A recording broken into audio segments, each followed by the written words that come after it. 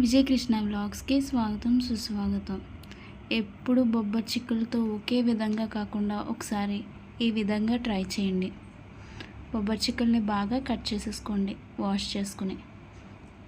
తర్వాత ప్యాన్లో ధనియాలు, జీలకర్ర, వెల్లుల్లిపాయలు, అలాగే 2-3 ఎండుమిరపకాయలు వేసుకుని బాగా వేయించేసుకోండి.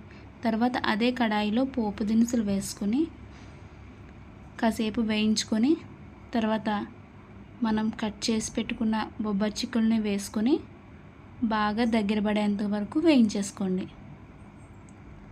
ఇందులోనే కొంచెం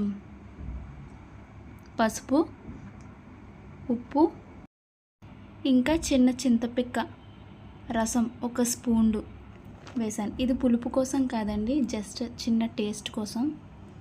తర్వాత ఫైనల్గా మనం తయారు చేసుకున్న పొడిని వేసుకున్నాం.